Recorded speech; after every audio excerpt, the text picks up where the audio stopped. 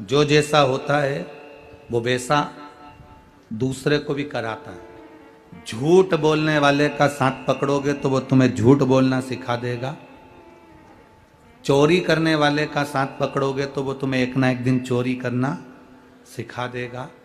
भजन करने वाले का साथ पकड़ोगे तो एक दिन वो भजन करना सिखा देगा। और सत्संग का साथ पकड़ोगे तो वो तुम्हें सत्संग करना सिखा देगा। ये उसके ऊपर आधारित है। आप साथ किसका पकड़ रहे हो, आप सानिध्य किसका कर रहे हो, आप किसका संग कर रहे हो, आप किसका साथ पकड़ रहे हो, ये आपके ऊपर निर्भर करता है। ये आपके ऊपर निर्भर करेगा। इसीलिए संगत का बहुत बड़ा अंतर पड़ता है। लिफ्ट से बिल्डिंग पर चढ़ना और पैदल पैदल बिल्डिंग पर चढ़ना, दोनों में क्या अंतर है? बोलो, जल्दी से बोलो। लिफ्ट से बिल्डिंग पर चढ़ना और पैदल पांव के द्वारा बिल्डिंग पर चढ़ना, दोनों में क्या अंतर है? अरे बोलो ना पूर्णा वाला। हमारे यहां तो उधर सीहोर में तो इतनी लिफ्टें भी नहीं है।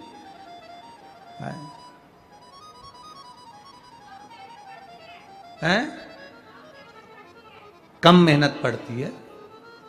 बेटी बोली है कम मेहनत पड़ती है। लिफ्ट से चढ़ना और पैदल चढ़ना, दोनों में क्या अंतर है? दोनों में केवल एक अंतर भारी है। लिफ्ट से चढ़ते हो तो दूसरे के भरोसे चढ़ते हो। बोलो सही है कि गलत है? दूसरे के भरोसे चढ़ते हो। और अगर पैदल चढ़ते हो तो अपने बल पर, अपने पांव के भरोसे पर चढ़ते हो। अपने ऊपर भरोसा है तुम्हें, अपने पांव पर भरोसा।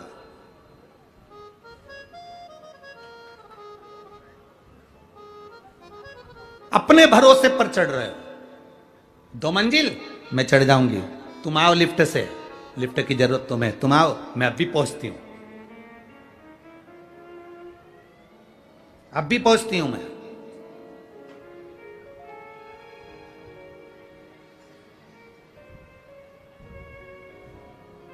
बस शिव महापुराण की कथा यही कह रही है।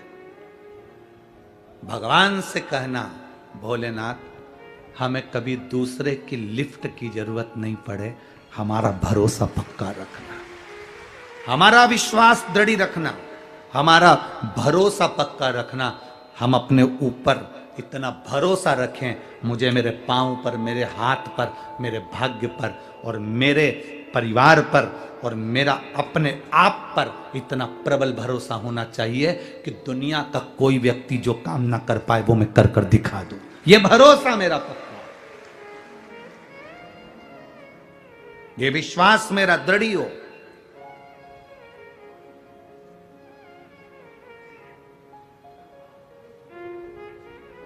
और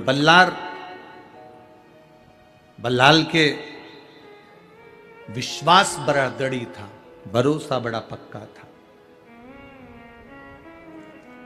मेरी जीजियों और मेरे जीजाओं और जितने यहां बैठे हैं और जितने टीवी पर कथा सुन रहे हो, आप सबसे कहेंगे शरीर कमजोर पड़ जाए चल जाएगा, उसमें कोई टेंशन मत लेना कि मेरा शरीर कमजोर हो गया। शरीर कमजोर हो जाए चल जाएगा, पर अपने मन को, अपने दिल को कभी कमजोर मत होने देना। शरीर अगर कमजोर हो गया चलेगा, कोई दिक्कत नहीं है। बीमारी आई, शरीर कमजोर हो गया, पर बीमारी आने पर तुम्हारा दिल कमजोर नहीं होना चाहिए। बड़ी से बड़ी बीमारी में भी अगर शरीर बेकार भी हो जाए तो दिल पक्का रखना कि मैं ठीक होकर मानूंगी, यह मेरा विश्वास है। शरीर कमजोर होने से कोई टेंशन मत लो, पर मन कमजोर मत होने देना, दिल कमजोर मत होने देना। व्यक्ति कब टूटता है? शरीर से व्यक्ति जल्दी नहीं टूटता, जो दिल से टूटता है, जो मन से टूटता है। यह कोरोना की बीमारी में जो आधे से ज्यादा मरे हैं ना, वो शरीर से नहीं मरे हैं। जो आधे से ज्यादा मरे हैं उनका दिल टूट गया था, मन टूट गया था। अब कोरोना हो गया, बच पाऊंगा कि नहीं बच पाऊंगा। अब मैं हॉस्पिटल में जा रहा हूं, मैं एम्बुलेंस में बैठकर हॉस्पिटल जा रहा हूं, अब बचूंगा कि नहीं बचूंगा। उनका दिल कमजोर हो गया, मन कमजोर हो गया। शरीर कमजोर होता ना तो चल जाता। और कई कई ऐसे भी हैं, इसी मंडप में बैठे हैं, इन्हीं पंडालों में बैठे हैं, जिनकी उम्र 65 साल 70 साल। कोरोना हो गया, चले भी गए, हॉस्पिटल भी गए, पर घर के लोगों से कह के गए तुम टेंशन मत लो, ऐसा कई कोरोना निकल गया, चिंता मिंता मत करना, आऊंगा वापस। और कई नवयुवक बेटे, कई नवयुवक बेटियां 40 साल 35 साल 25 साल 30 साल, तुम्हारी कॉलोनी में, तुम्हारी सोसाइटी में, तुम्हारे आसपास के क्षेत्र में, तुम्हारे मोहल्लों में, तुम्हारे गांव में देखना, जिनकी उम्र 30 साल की थी, 35 साल की, 40 साल की, लड़के नवयुवक 45 साल 50 साल, जिनके नवयुवक बेटे बेटियां जो शरीर से अच्छे दिख रहा है, और कोरोना हुआ, हॉस्पिटल गए और मालूम पड़ा, सूचना मिली कि वो तो चले गए। सूचना मिली वो चले गए। कारण शरीर से ज्यादा मन उन्होंने अपना कमजोर कर लिया, दिल कमजोर कर लिया, दिल कमजोर।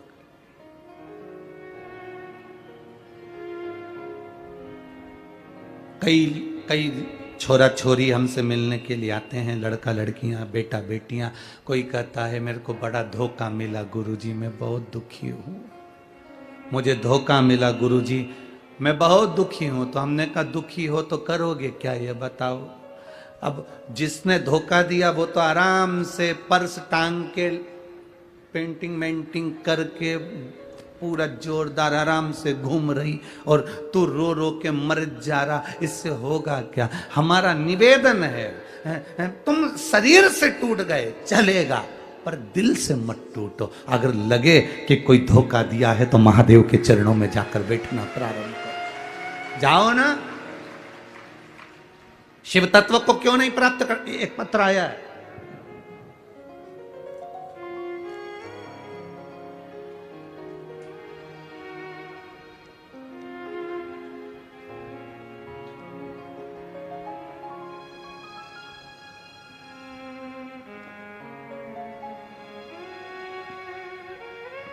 मेरा नाम सोनाली योगराज पवार, मैं अपट पुणे की रहने वाली हूँ। कहीं बैठे हो तो हाथ हिला सकती हैं, कहीं पर भी बैठे हो तो हाथ हिला सकती हैं। मेरा नाम सोनाली योगराज पवार है, मेरा मोबाइल नंबर ये है, मैं अपट पुणे की रहने वाली हूँ। एक लोटे जल का क्या वर्णन करूँ, कहीं बैठी हैं क्या तो हाथ हिला दो। अच्छा यहाँ है, ठीक है, हाथ हिला दो बहन, ठीक है।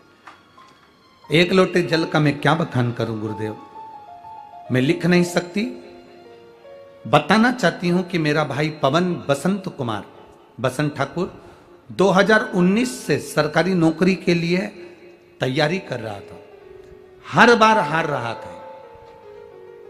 एक बार तो इतना डिप्रेशन में पहुंच गया कि उसको लगा कि अब मैं कुछ नहीं कर सकता, कुछ भी नहीं। तब मैंने मेरे भाई से पशुपतिनाथ का व्रत करवाया और कहा भाई तो चिंता मत कर, वो सियोर वाला महाराज छाती ठोक कर कहता है कि मेरा बाबा बैठा है तो टेंशन मत लेना, तो तू डिप्रेशन में क्यों पड़ा है, एक बार फिर तैयारी कर। उसने कहा दीदी मैं निकल नहीं पाऊंगा।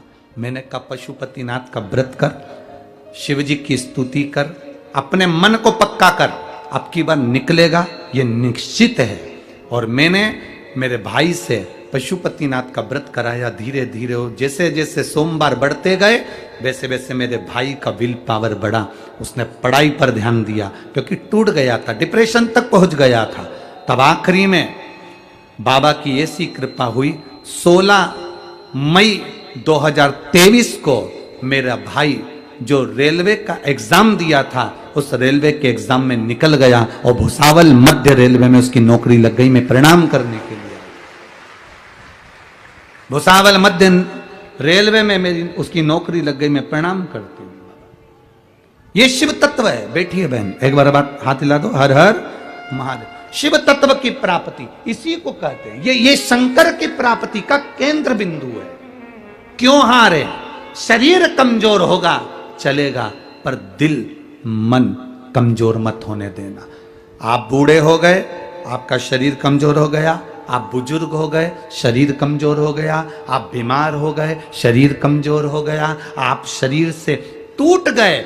सब ने कहा, मौसी जी कितनी कमजोर दिख रही हो, मामा जी कितने दुबले दिख रहे हो। उनसे कह देना ये शरीर पर मत जाना, शरीर कमजोर हुआ है। पर सियोर वाला महाराज कहता आया है, दिल मन कमजोर मत होने देना, दिल से मजबूत बने रहना। अभी और मेरी जिंदगी है, अभी और मैं जीऊंगा, अभी और मैं मेहनत करूंगा, और मैं विजेता पाऊंगा। कैसे टूट जाए?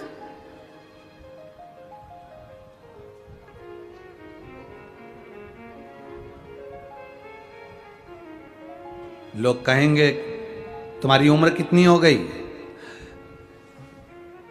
68 के करीब में है।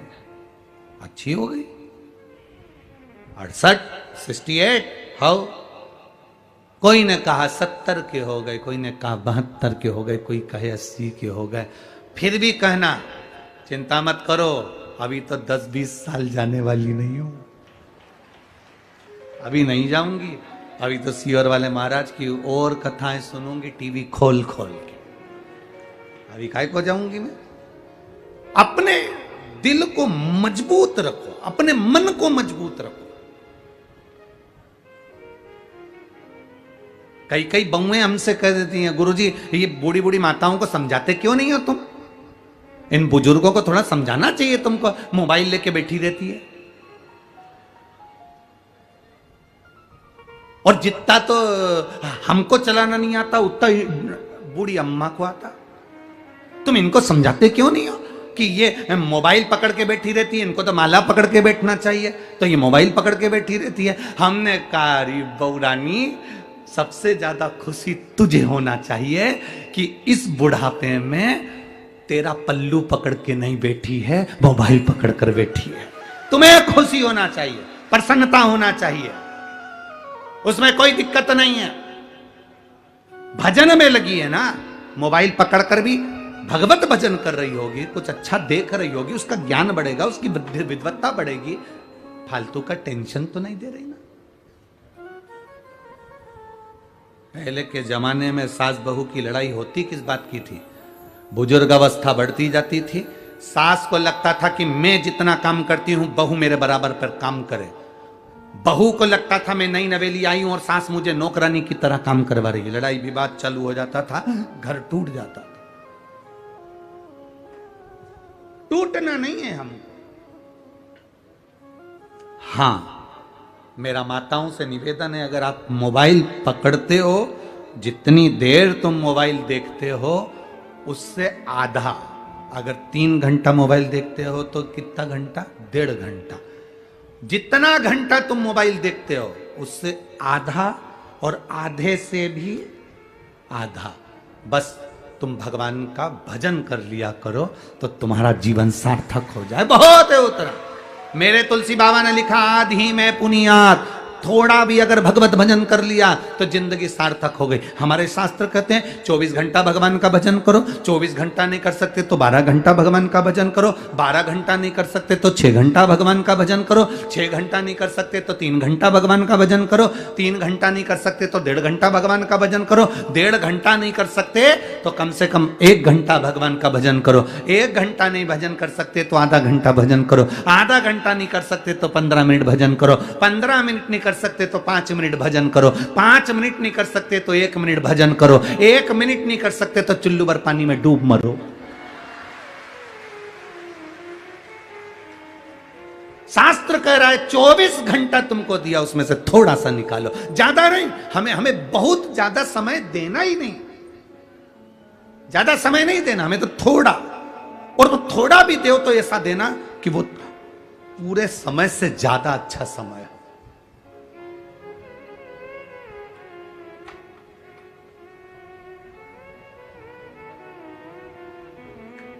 हम कभी नहीं कहे, आज तक इस व्यासपीठ से तुम्हें कभी नहीं कहा कि तुम पूरे दिन मंदिर में जाकर बैठ जाओ, नदी के तट पर जाकर बैठ जाओ, तीर्थ में जाकर बैठ जाओ, या तुम 24 घंटे मंदिर के अंदर बैठे रहो। हमने कभी इस व्यासपीठ से नहीं कहा कि तुम 24 घंटे माला पकड़ कर बैठे रहो, तुम 24 घंटे भगवान का भजन कर। हमने कभी नहीं कहा और कभी ना कहने वाले तुमसे कि तुम 24 घंटे भगवान का भजन करो।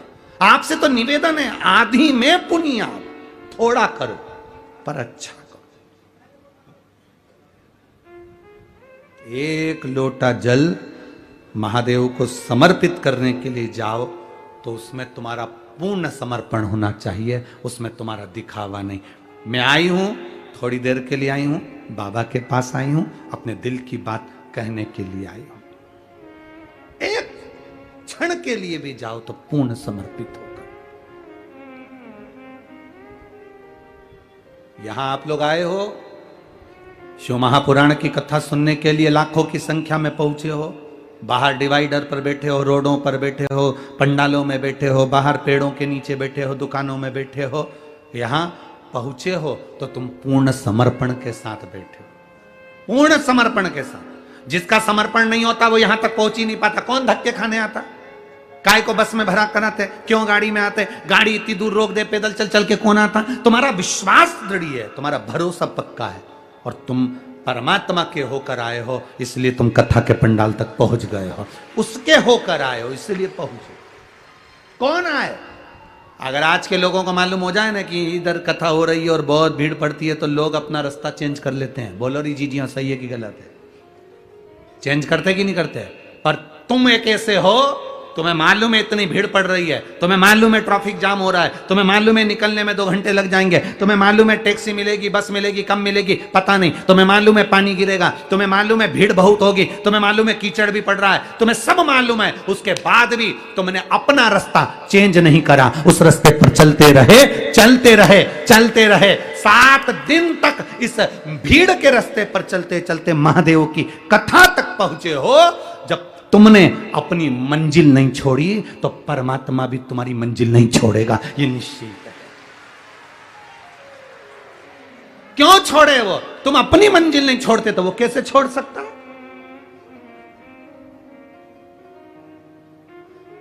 रास्ता वही चेंज करते हैं जिनको अपने आप पर भरोसा नहीं होता। तुम्हें भरोसा था मैं जाऊंगी, ट्रैफिक कितना भी हो, कैसा भी हो, मैं कथा में पहुंचूंगी, ये पक्का।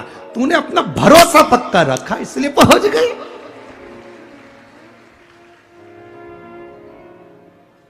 और कितनी बुजुर्ग बुजुर्ग माता बैठी हैं, कितनी जो 55 से ऊपर है। जरा हाथ उठाना, उठाओ जरा। बहुत सारे हो रहे, धर लो धर लो धर लो धर लो धर लो। और जो 35 से नीचे हो, 35 से जो नीचे हो, हाथ उठाओ जरा। बहुत हो, रख लो रख लो, धर लो। भगवान भला करे तुम सबका। अब ये 55 से ऊपर वाली इतनी अवस्था में तो बहुएं भी कह देती हैं, मम्मी क्या करोगी जाके, तुम इतनी भीड़ में क्या करोगी?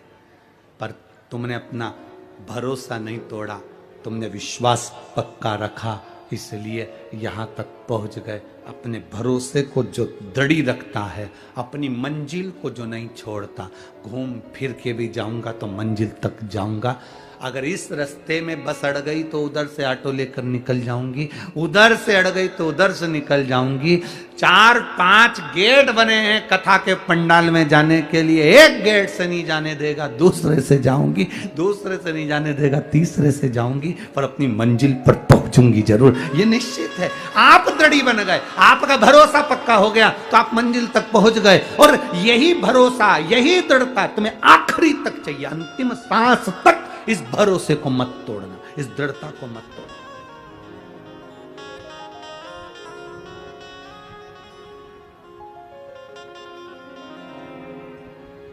अंतिम सांस।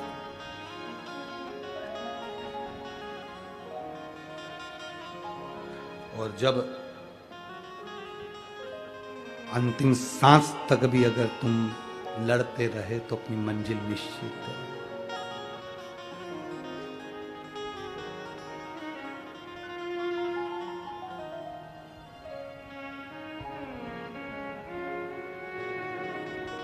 कहे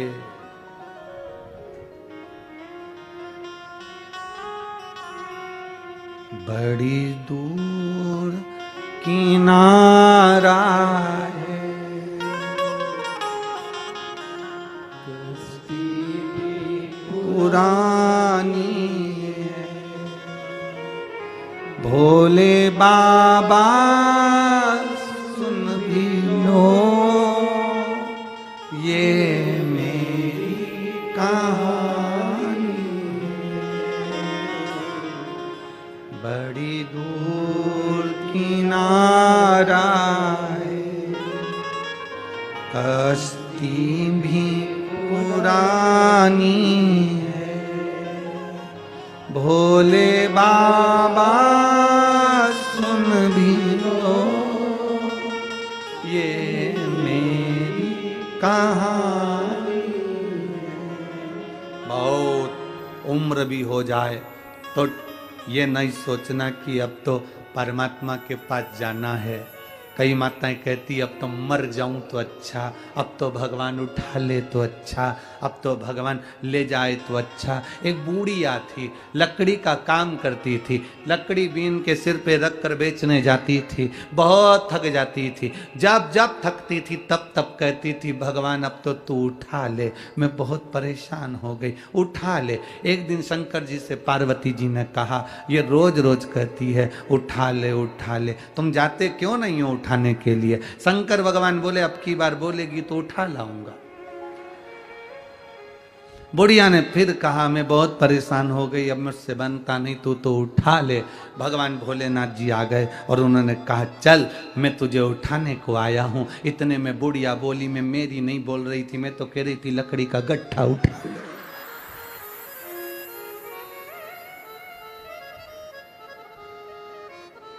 तुम इतने से में टूट गए।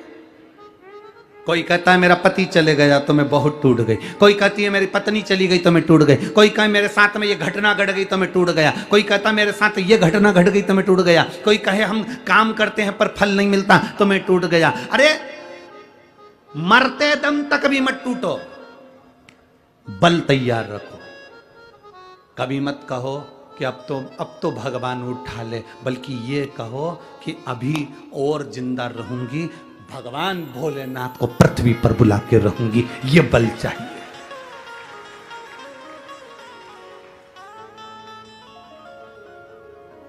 ये बल अपने भीतर उत्पन्न करो ना।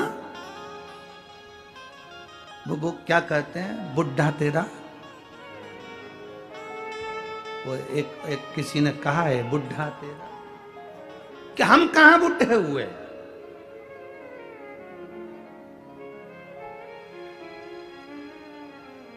और शंकर का भक्त, शिव का उपासक मरने से भी नहीं डरता। मौत को शिव का भक्त तो साथ लेकर चलता है, इसलिए साथ लेकर चलता है।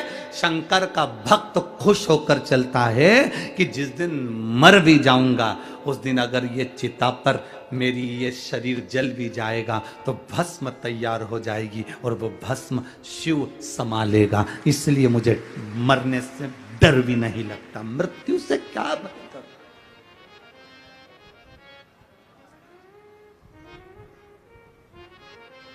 थोड़ा सा दुख आया, रस्सी लाए, टंग गए।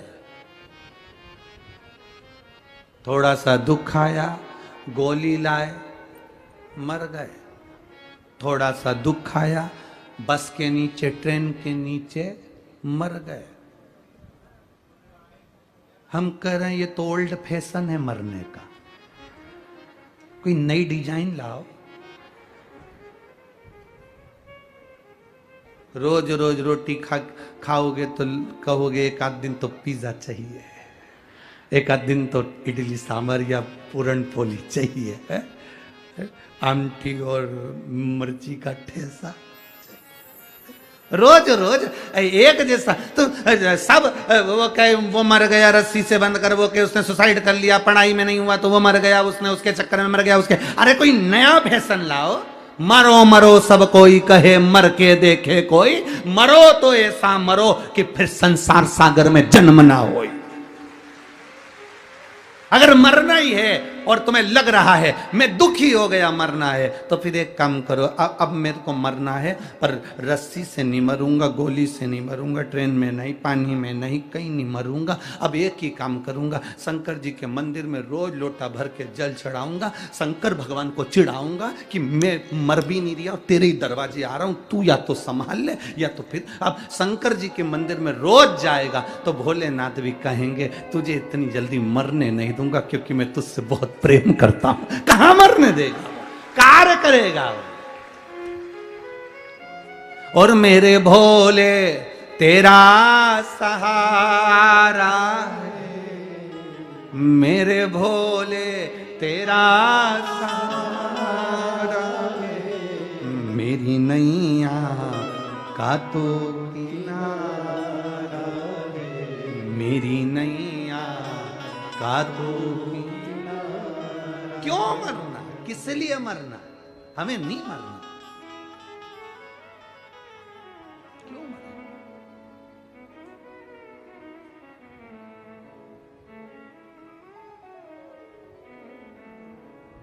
कोई कितना ही कहे, हमें नहीं मरना। बिल्कुल दो तीन चीजें तो बिल्कुल पकड़ लो तुम जीजियो। मैं तुम्हारा निवेदन करूं तुम लोगों से, बिल्कुल सब भाई बहनों से निवेदन, बिल्कुल पकड़ लो इस चीज के, हमें चाहे कुछ भी हो जाए नहीं मरना।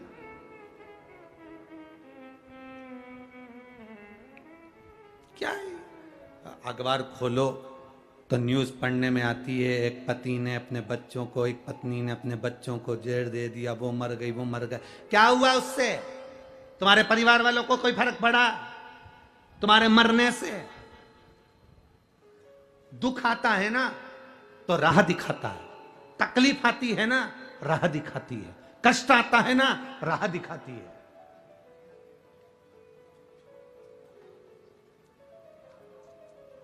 जब तक तपोगे नहीं तब तक निखरोगे नहीं। सोने के भी जेवर तप कर बनते हैं, सोने की कीमत में और जेवर की कीमत में अंतर हो जाता है। सोना अगर जितना रुपया भी तोला है, पर उसका जो जेवर बन जाएगा तो उसकी कीमत बढ़ जाएगी, क्योंकि उसमें कारीगरी करी गई है। तुम्हें अगर तपाया गया है, तुम्हें अगर दुख दिया गया है, तुम्हें अगर कष्ट दिया गया है, तो तैयारी रखना, तुम कीमती जेवर बनने वाले हो, जो परमात्मा तुम्हारे साथ में। क्यों मरना, किस लिए? दो चीजें पकड़ के रखो, कितना भी दुख हो नहीं मरना, जा। कर्जा भी हो गया ना, नहीं मरूं, जा। और अगर लड़ाई हो जाए तो मेरी जीजियों से निवेदन है, कभी लड़कर मायके मत जाना, छाती पे मुंह डालो, वहीं रहो, नहीं जाऊंगी। घर के लोग कितने ही कहते जा अपने बाप के घर, नहीं जाऊंगी। जितना झगड़ा हो उतना चने की दाल गलाओ, पूरन पोली बनाओ, खा, नहीं जाऊंगी। और अगर वो ज्यादा बोले कि तू जा, तो साथ में आमठी भी तैयार करो, नहीं जा। और ज्यादा गुस्सा आए तो मिर्ची को कूट के ठेसा बना लो, पर मत जा, नहीं जा। कहे तो जा अपने बाप के घर, जा अपने पिता के घर, नहीं जाऊंगी, जा।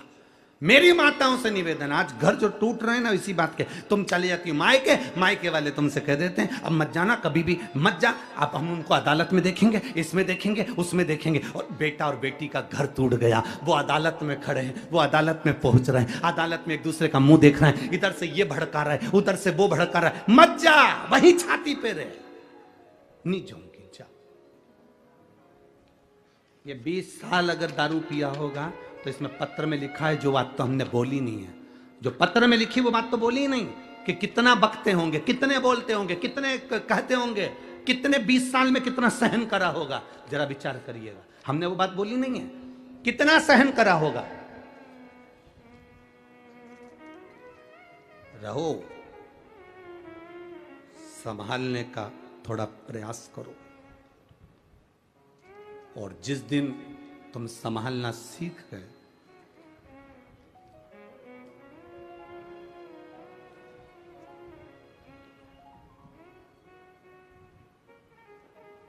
सफलता इश्क से नहीं मिलती है, सफलता रिस्क से मिलती है। अगर इश्क से सफलता मिल जाती तो बात दूसरी थी। सफलता तो रिस्क लेते हैं जब हम कंपटीशन में उतरते हैं। दुनिया का दबाव पड़ता है, टेंशन आती है, बहुत चिंताएं आती हैं, तब सफलता मिलती है। इश्क करने से सफलता नहीं मिलती, रिस्क लेने से सफलता मिलती है।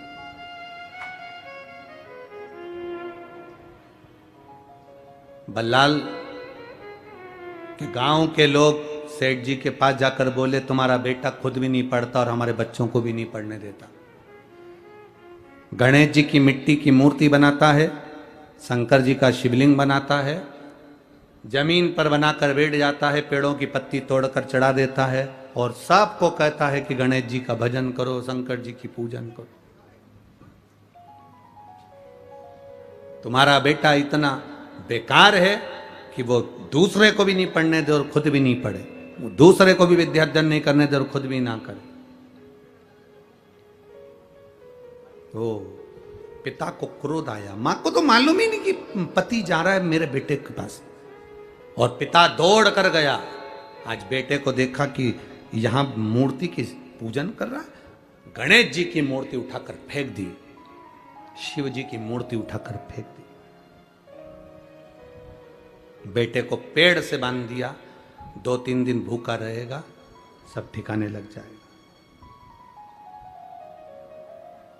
कब तक गांव वालों के ताने सुनूंगा मैं?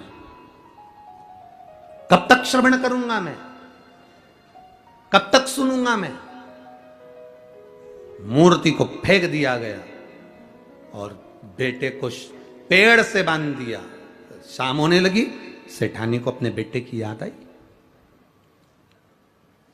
बल्लालेश्वर तीसरे नंबर के विनायक हैं अष्ट विनायक में, तीसरे।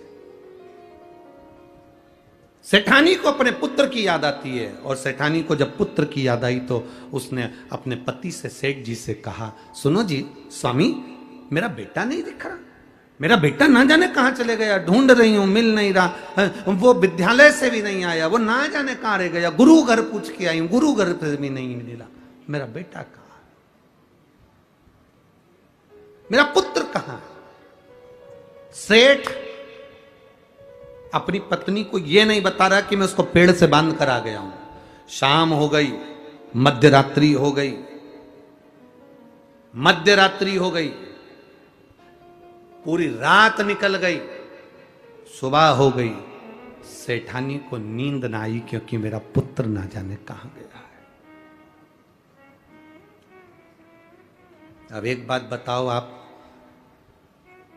एक मां को बेटे की जितनी चिंता होती है, उतनी ही चिंता, उतनी ही बेचैनी उस परमात्मा को भी अपने भक्त की होती है।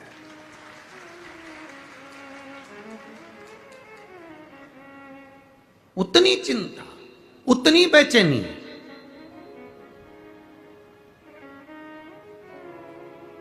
उस परमात्मा को भी होती है, अपने भक्त की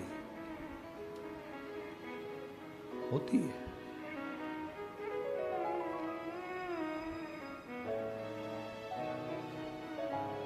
मिलन की आश उस परमात्मा को भी होती है। मिलन की आस उस परमात्मा को भी होती है। कैसे मिले मेरा वो भक्त? मां जितनी बेचैन हो रही है अपने पुत्र से मिलने के लिए। एक रात हो गई, रात बड़ी भारी निकलती है, जब बेटा नहीं दिखे, छोटा सा बेटा, मात्र 8 वर्ष की आयु जिसकी, और वो बेटा ना दिखे तो मां की हालत क्या होगी? पिता चैन से सो रहा है क्योंकि उसको मालूम है मैं बांध कर आया, उसको मालूम है मैं पेड़ से बांधा, पर मां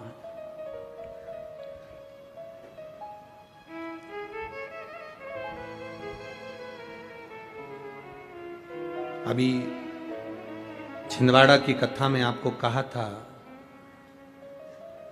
यहां सबको है अपनी पड़ी, भजन कर ले घड़ी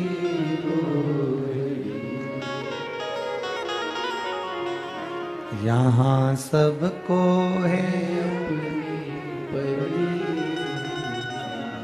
भजन कर ले घड़ी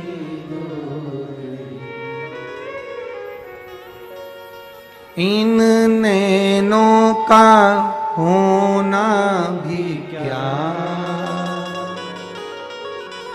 इन नैनों का होना भी क्या, जिन नैनों से, जिन आंखों से हमने भगवान का दर्शन ही नहीं किया, तो उन नैनों से क्या फायदा?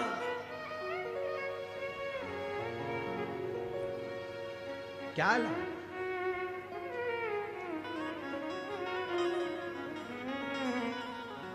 मिले जो समय, मां बेचैन, पिता को मालूम था मैं पेड़ से बांध कर आया हूं, पूरा रात, सुबह हो गई, आज मां किससे कहे कि मेरा बेटा नहीं मिलता, मेरा बल्लाल नहीं मिल रहा, मेरा बेटा नहीं मिल रहा।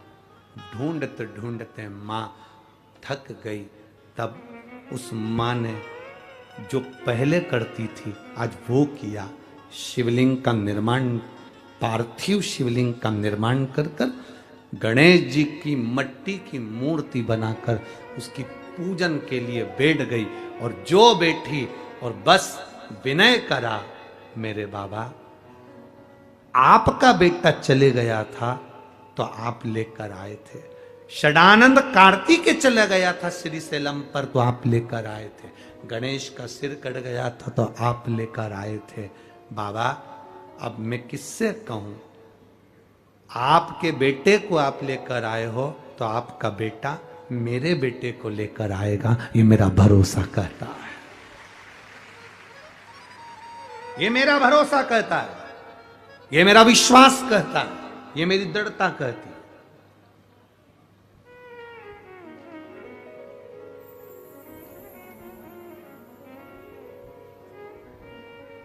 वो साध सकता है। पिता बेटे को इतना बोल्ड बनाए कि जब घर में, बहुत बहुत ध्यान देना, पिता अपनी बहन को कुछ दे रहा है कि नहीं दे रहा उससे मतलब नहीं, पर भतीजे जो हों वो भतीजे ऐसे ऐसे मेहनत करने वाले हों, जब बुआ आए तो भतीजे शान से अपने घर में अपनी माँ से कह सके, मम्मी राखी पे बुआ आने वाली है, उसको 2 साड़ी देना, एक पिता की तरफ से, भतीजे की तरफ से। अब उसका भतीजा भी कमा रहा है, अब मैं भी कमा रहा हूं, देव बुआ आई है उसको देना। पिता से ज्यादा भतीजे का फर्ज बनता है कि अपनी बुआ को कुछ दे।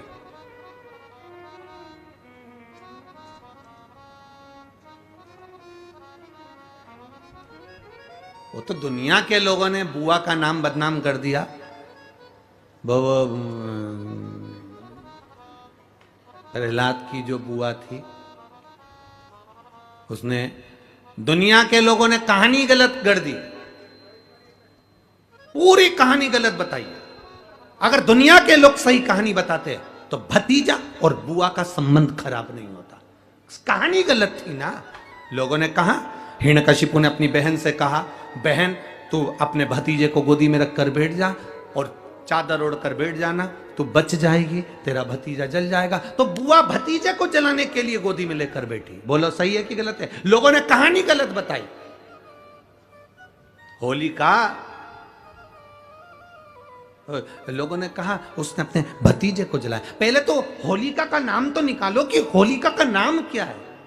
कथा वालों ने कह दिया हिरण्यकशिपु की बहन थी होलिका, वो अपने भतीजी प्रहलाद को गोदी में लेकर बैठ गई। वो प्रहलाद को हाथी के पांव के नीचे डाला, खोलते तेल में डाला, अग्नि में डाला, इसमें डाला, उसमें डाला, नहीं मरा। आखिरी में अपनी बहन से कहा होलिका तो अपने भतीजे को गोदी में लेकर बैठ जा। पहले उस होलिका का असली नाम तो लाओ, जिस होलिका का नाम विष्णु पुराण में डूंडा लिखा है।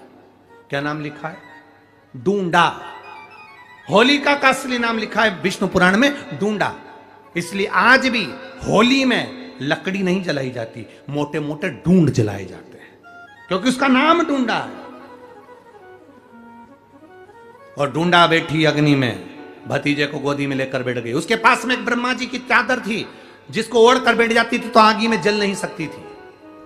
ढूंढा ने देखा चारों तरफ से आगी लग गई, मेरा भतीजा जल जाएगा। तो बुआ को लगा मेरा भतीजा जल जाएगा।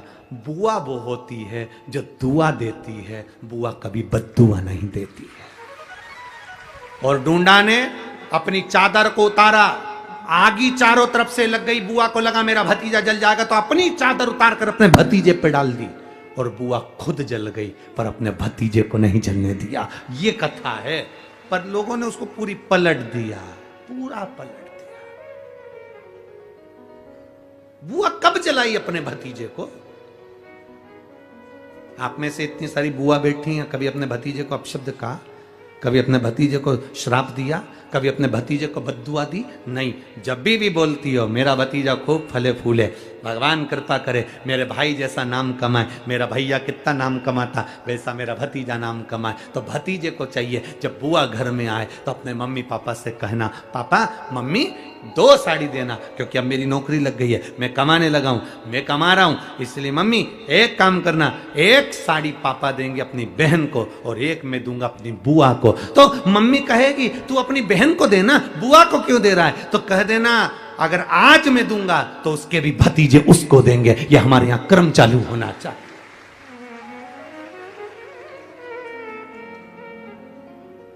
पर करे क्या?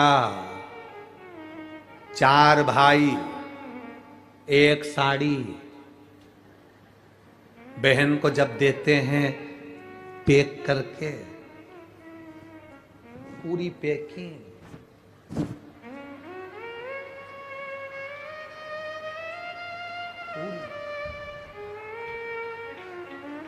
अच्छी बढ़िया वाली साड़ी। अगर ढीली ढीली दिखे तो उसमें कपड़ा भी फंसा दे, कागज जोड़ और पैकिंग करके, और 4 भाई 1 साड़ी।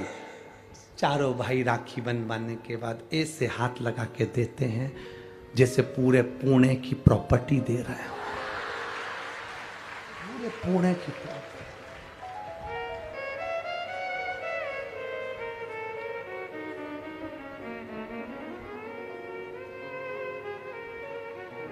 अब किसी ने पूछा कि क्यों रे चारों भाइयों ने मिलके 1 साड़ी दी? अभी हम एक ही तो घर में रहते हैं,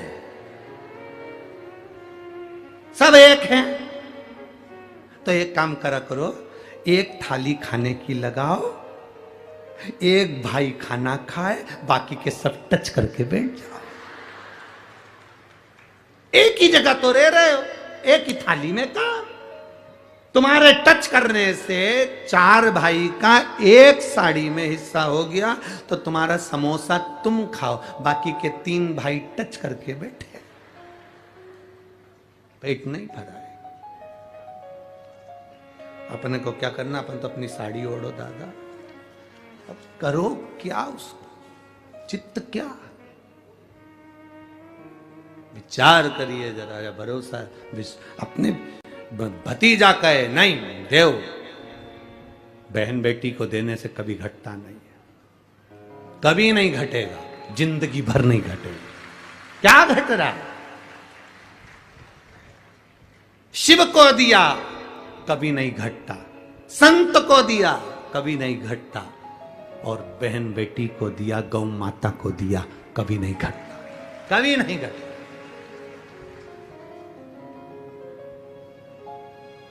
अभी हम कल की बात है, हम वो यहाँ पर जहाँ ठहरे हैं वहाँ पर बहुत सुंदर पर्यावरण है, बहुत सुंदर पेड़ पौधे लगे, तो हमने विजय भाऊ से कहा, अब शंकर भाऊ से तो मिलना होता नहीं ज़्यादा, तो विजय भाऊ पकड़ाई में आ जाते।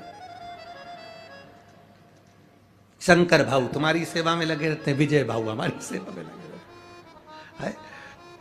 अब और वो लक्ष्मण भाऊ के जितने बच्चे हैं वो भी तुम्हारी सेवा में लगे रहते, तो फुर्सत। अब वो विजय भाऊ से हमने कहा, भाऊ तुम्हारे यहाँ पेड़ पौधे बहुत अच्छे लगे हैं और हमने सुना है कि तुम पेड़ पौधे बहुत अच्छे लगाते हो, तो एक काम करो ना, कुबेर भंडारी ने तुमको बुलाया है कुबेरेश्वर धाम, थोड़े पेड़ पौधे वहाँ भी ना लगा दोगे? कुबेरेश्वर बाबा सेवा कम देता है, पर देता है तो दम से देता है। तो हमने उनसे कहा तुम यहाँ पेड़ पौधे लगाते, थोड़ा कुबेर भंडारी पर भी आओ, कुबेरेश्वर धाम बाबा के धाम, वहाँ पर भी थोड़े अच्छे बड़े बड़े पेड़ लगाओ, बेलपत्री के लगाओ, बाबा को सुंदर आनंद आए। छोटा मोटा अब इतने बड़े बड़े पौधे लगा देते हैं तो वो जो माता कंकर शंकर की पूजन करने आती है वो पेड़ पौधे ही उठा के ले जाती है, हमने उनसे कहा कम से कम 15-15, 20-20 फीट का पेड़ लेकर और कम से कम कुबेरेश्वर धाम पर लगा, थोड़ा बड़ा तो लगाओ। अब वहां पर जो वृक्षारोपण करने आते हैं वो उसी में कहा ले, जैसे एक नेताजी एक बगीचे में पौधा लगा के जाते हैं, तीसरे दिन बकरी छार जाती। तो करो क्या इतना छोटा सा पौधा का, बड़े बड़े लाओ। तो तुम लगा सकते हो कि मां पन पे थोड़े दिन अपने घर पे उसको बड़ा करो तो लाओ। तो विजय भाऊ बोले गुरुजी आप चिंता मत करो, बाबा ने अगर बुलाया है कुबेर भंडारी ने, तो मेरा भाऊ लक्ष्मण भाऊ उसका भी एक आनंद होगा, और कुबेर भंडारी के बगीचे में हम भी पौधे लगाएंगे। ये बाबा की आनंद था। शंकर भाऊ, विजय भाऊ, हम तो यही कहेंगे, मिले सेवा करो, दिल से करो। बहन बेटी को दिया घटता नहीं, गौ माता को दिया घटता नहीं, संत सन्यासी को दिया घटता नहीं, और अपने माता पिता को दिया कभी नहीं घटता, क्योंकि माता पिता मरने के बाद तुझे ही देकर चले जाते हैं, तुझे स्वयं देकर जाएंगे। क्या एक रात पूरी हो गई, मां बेचैन हो गई, जितनी मां बेचैन होती है उतना भगवान बेचैन होता है। कह दिया मां ने, पार्थिव शिवलिंग का निर्माण कर कर, पार्थिव गणेश का निर्माण कर कर, प्रार्थना कर कर कहा, शंकर भगवान आप अपने पुत्र को लाए थे और आपका पुत्र मेरे पुत्र को लाएगा। जवाबदारी आपके पुत्र की है, जवाबदारी आपके बेटे की है। जब बेटों पर जवाबदारी आती है तो फिर वो जवाबदारी बड़ी प्रबल होती है, बड़ी प्रबल। शिवलिंग बना लिया, गणेश बना लिए, पूजन में लग गई।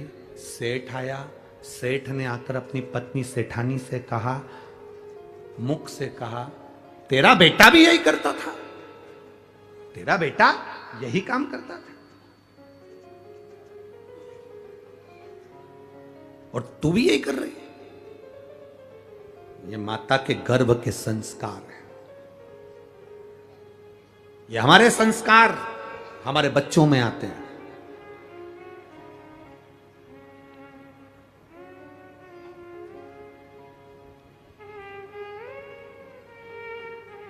बहुत ध्यान देना, समझने वाली बात है। शुगर की बीमारी पिता को है तो बेटे को भी होगी, और बोलो जम के बेटी को भी होगी। बोलो सही है कि गलत है? डॉक्टर के पास दिखाने जाओगे तो पूछ लेगा, क्यों तुम्हारे यहाँ किसी को शुगर थी क्या, तुम्हारे यहाँ किसी को बीपी था, तुम्हारे यहाँ किसी को ये बीमारी थी? डॉक्टर पूछता है। बीमारी के लक्षण, बीमारी का थोड़ा थोड़ा लक्षण अपने वंश में चला आता है। अगर पिता को शुगर थी, दादा को शुगर थी, तो बच्चों में धीरे धीरे वो आएगी, आती है। वो ब्लड की बीमारी है। अगर शुगर तुम्हारे पोते तक आ सकती है तो शंकर का भजन भी तुम्हारे पोते तक आना चाहिए। शुगर अगर तुम्हारी बेटी तक जा सकती है, नाती पंथी तक जा सकती है, तो भगवान का भजन भी नाती और पंथी तक जाना चाहिए। ये ब्लड के अनुसार चलना चाहिए। वक्त बदले, बदल जाने दो, पर खून नहीं बदलना चाहिए, सनातन धर्म का रहना चाहिए। यह कैसे बदल जाए?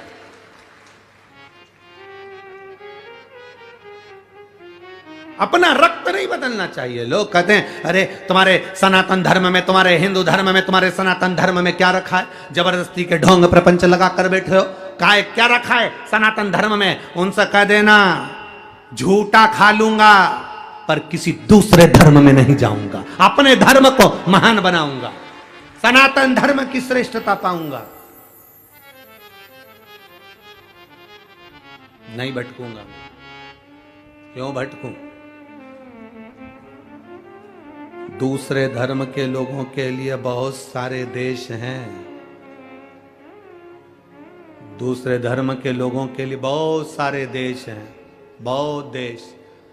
पर मेरे भारतीयों के लिए, मेरे सनातनियों के लिए कोई बहुत सारे देश नहीं है, केवल एक भारत देश है। और ये बचा लिया तो बच, केवल एक।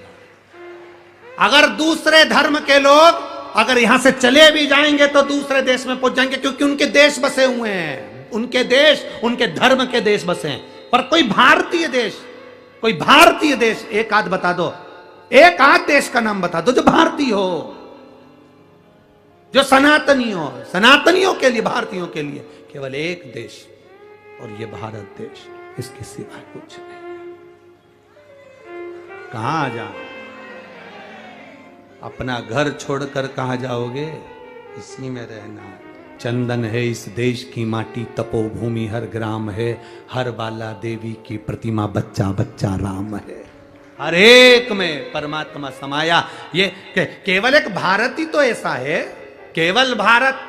यहां पत्थर को भी प्राण दिया जाता है और उसकी प्राण प्रतिष्ठा करी जाती है, वो भारत के सिवा कहीं नहीं होता।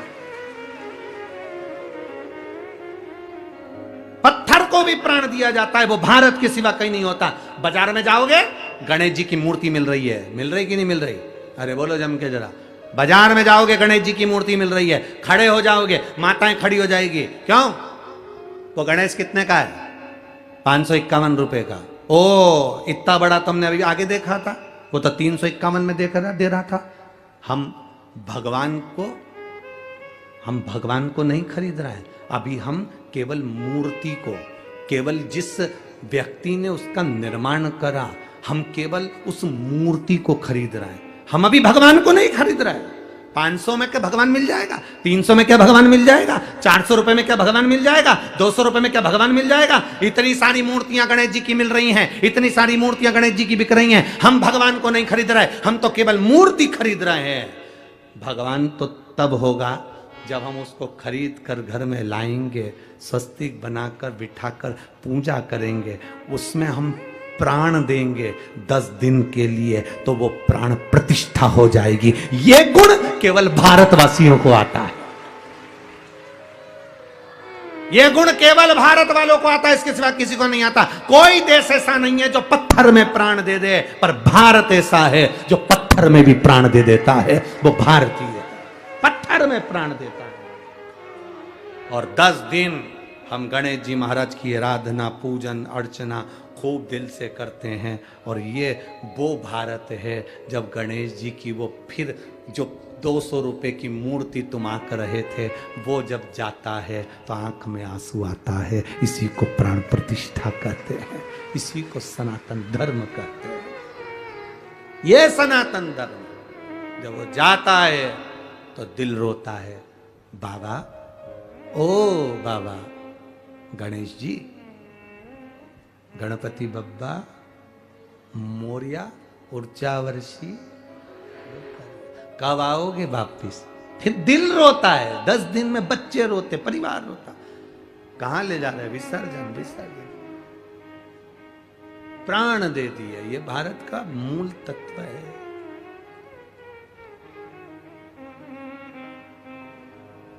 इसीलिए शिव तत्व कह रहा है, भगवान शंकर का संवाद, ओगरदानी का सुंदर भाव कर रहा शिव तत्व।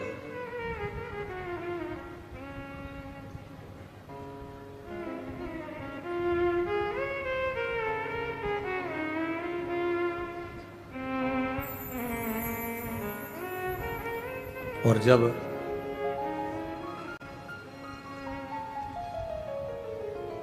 बल्लाल की मां ने मांगा, गणेश जी महाराज पहुंचे। विश्वास दृढ़ था ना। अब ये नहीं कहा कि शंकर जी तुम जाना, तुम्हारा बेटा मेरा बेटे को लाएगा। तुम्हारा बेटा मेरे बेटे को लाएगा, और मेरा बेटा नहीं है वो भी तुम्हारा ही है। अभी तक हमने अपने संबंध बनाकर रखे, आप अपने संबंध छोड़कर परमात्मा का संबंध बनाइए। रिश्तेदारी अच्छी रखोगे तो कोई भी मिल लेगा, कोई भी। तुम्हारी पहचान ही नहीं है,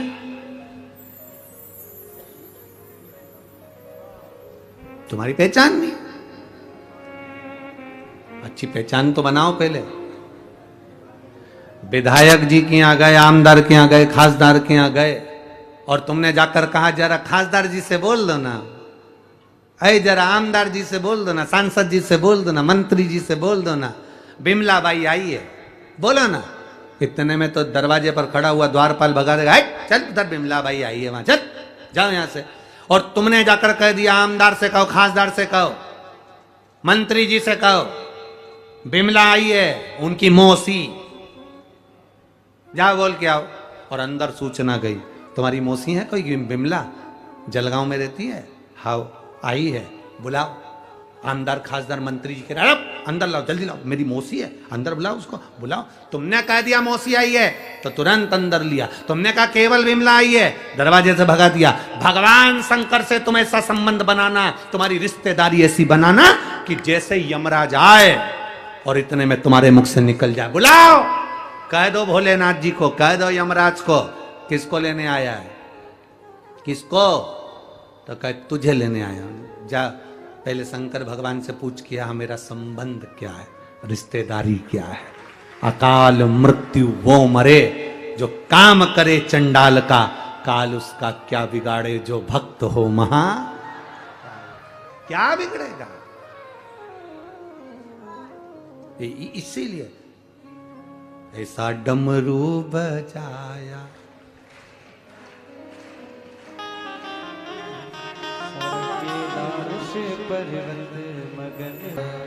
नमस्तु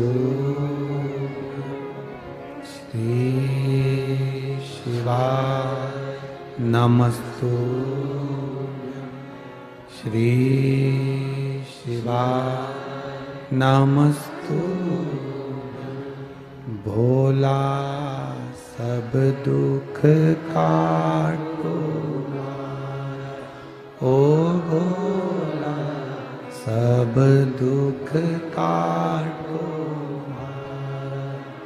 शिव शंकर जपूं तेरी माला, भोले बाबा जपूं तेरी माला, भोला सब दुख काटो, ओ भोला सब दुख काटो।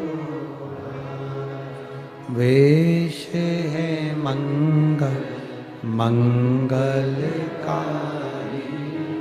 वेश है मंगल मंगलकारी, शमशान वासी हमारा, शमशान वासी हमारा, ओ भोला सब दुख काटो, ओ भोला सब दुख काटो। शिव कथा कह रही है, बल्लाल को ढूंढने के लिए माँ ने जो प्रयास किया, बाद में शिव की शरणागति ली। बल्लाल को ढूंढने के लिए श्री गणेश जी महाराज पहुंचे और गणेश जी ने जाकर वृक्ष से उसको खोला। खोलते से ही गणेश जी महाराज जो सामने आए, बल्लाल से पूछा तुझे तेरी माता ढूंढ रही है और तू यहां पर है? कहा मेरे पिता मुझे बांध कर गए। संसार के बंधन में लोग बांध देते हैं और मेरे गणेश जी महाराज बंधन से मुक्त कर देते हैं। बंधन से मुक्त किया। भगवान गणेश जी ने पूछा मांग तुझे क्या चाहिए? क्या मांगू? मेरी मिट्टी की मूर्ति को तोड़ दिया है। भगवान गणेश कहते हैं मैं स्वयं मूर्ति के रूप में विराजमान होऊंगा और मेरा नाम यहां बल्लालेश्वर विनायक के रूप में विराजित होगा। जो बंधन में मुक्त हो, जो बंधन में बंधा हुआ हो, बंधन में लगा हुआ हो, उसे बंधन से मुक्त होना है तो बल्लालेश्वर विनायक का दर्शन करना चाहिए। अष्ट विनायक में तीसरे नंबर के विनायक है बल्लालेश्वर। चौथे नंबर पर वरद विनायक आ जाते हैं, जो दिन रात अपना द्वार खोलकर वरदान देते रहे, दिन रात। और महाराज एक ऐसे राजा जिनके घर में संतान का सुख नहीं है,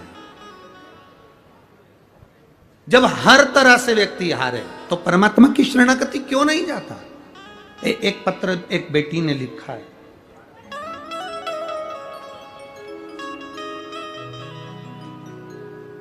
मेरा नाम कांचन विजय चौहान है, पीपले गुक से आए हैं। कहीं बैठी हो तो हाथ हिला सकती हैं, अगर कहीं बैठी हो तो हाथ हिला सकती हैं। मेरा नाम कंचन, आप ही हैं? हाँ, एक बार हाथ हिला दीजिए। मेरा नाम कंचन विजय चौहान है, मैं पिपले गुक से आई हूं। मैं पिपले गुरव, तुम समझ गए ना?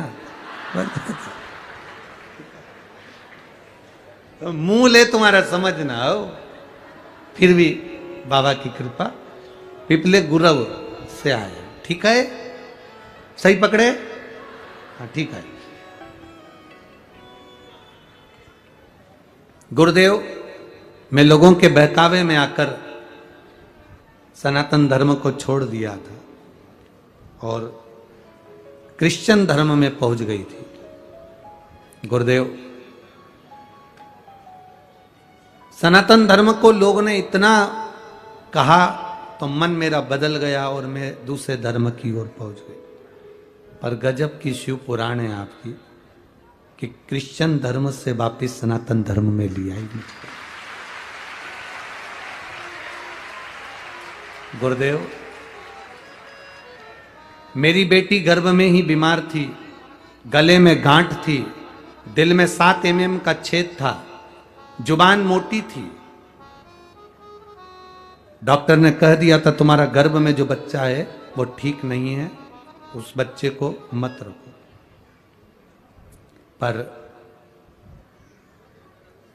तुम्हारा बच्चा 5 साल से ज्यादा जीवित नहीं रह पाएगा, उस बच्चे को मत रखो, उसके हृदय में छेद है 7 mm का, शरीर में गले के अंदर एक गांठ है, जीवान उसकी मोटी है, आप उसको मत रखो। फिर भी मैंने उस बच्चे को जन्म देना चाहा। जब बच्चा गर्भ में था तो मेरी माता ने भी कहा तो चिंता मत कर, बाबा का भजन कर। मेरी माँ शिव की कथा में अपने दिल को लगाती है बाबा, उन्हीं माँ ने आपकी कथा सुनना बताया और मैंने सुनना प्रारंभ करा। बच्चे का जन्म हुआ, उसके दिल में 7 mm का छेद, गले में गांठ, जीवान मोटी, जिसका मैं फोटो भी लगा रही हूं। मेरे बाबा के भरोसे रहो। मेरी माँ ने कहा अगर बेटी को इतनी तकलीफ है तो तू और बेटी दोनों टीवी के सामने बैठकर कथा सुना कर। मैं मानने को तैयार नहीं, क्योंकि हम इसको माने कैसे, हम तो चेंज हो गए। पर दुख का व्यक्ति क्या ना करता। मैंने विश्वास कर कर आपकी कथा सुनना प्रारंभ करी। डॉक्टर ने 1 साल तक ऑपरेशन करने के लिए कहा और इसके हृदय के छेद का ऑपरेशन होना है और इसके गले में जो गठान है उसका ऑपरेशन होना है और जीवान जो मोटी है उसका ऑपरेशन होना है। बच्ची का फोटो आप लोग टीवी चैनल पर लाए हो, बच्ची को ले आओ जरा, अगर बच्ची आई हो तो लेकर आओ, उसको ले आओ।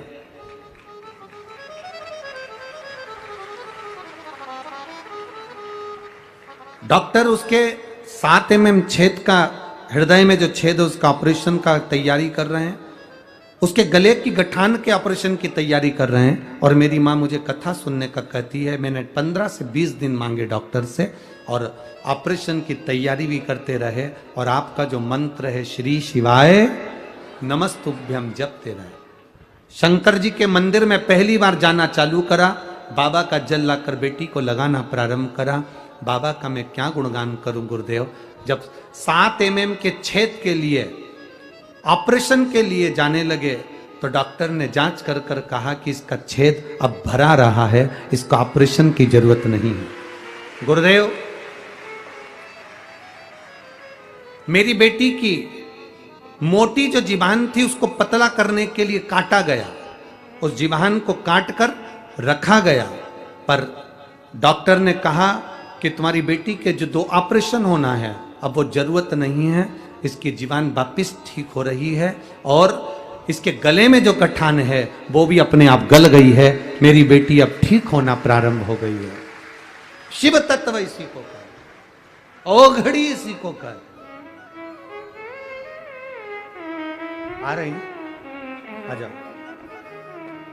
अरे खाली न जाता कोई दर से तुम्हारे, खाली न जाता कोई दर से तुम्हारे, मैं भी खड़ी हूँ बाहें पसारे,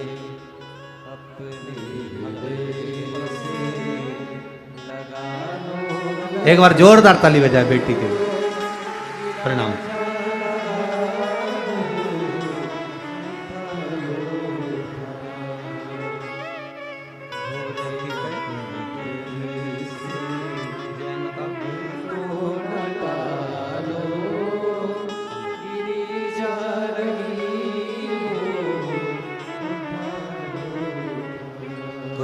एक बार जोरदार ताली बजा बेटी के लिए। बहुत बहुत बाबा की।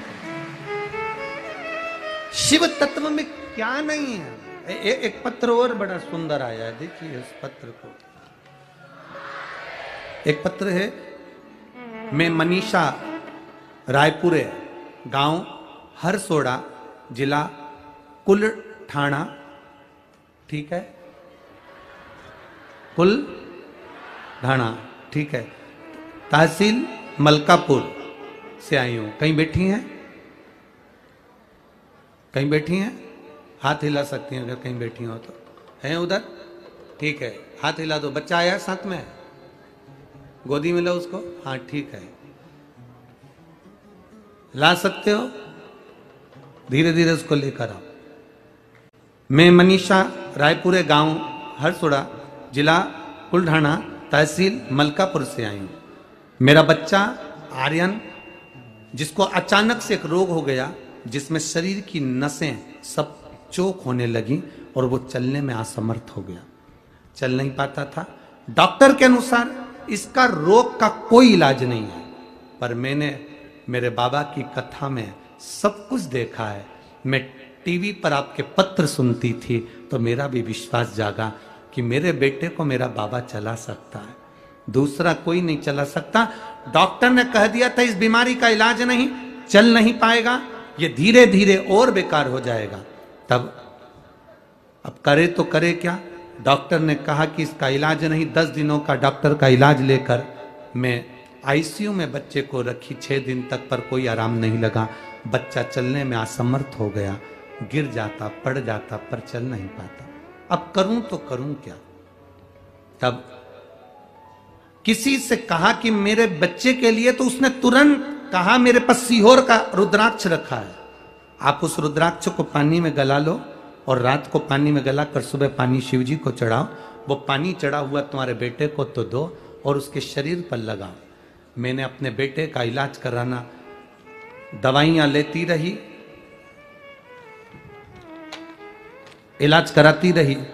1 महीने तक मैंने बेटे को शिवजी पे चढ़ा हुआ जल लाकर शरीर पे लगाती और पिला देती। बाबा मैं क्या वर्णन करूं, डॉक्टर भी हाथ उठा दिए थे, फेंक दिए थे। आज मेरा बेटा ये शिव पुराण के कारण चलकर यहां तक आया है। ये शिव तत्व है, औघड़ी है।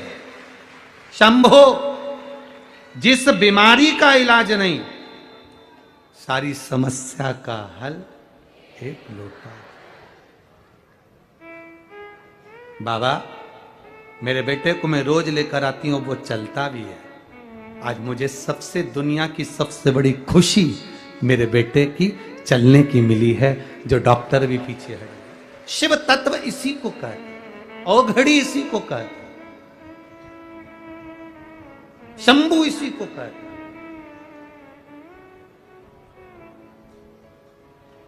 मेरे बाबा दया करना, मैं तेरे भरोसे। मेरे बाबा दया करना, मैं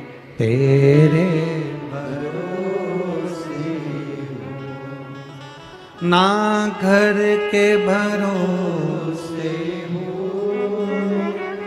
ना परिवार के भरोसे ना घर के भरोसे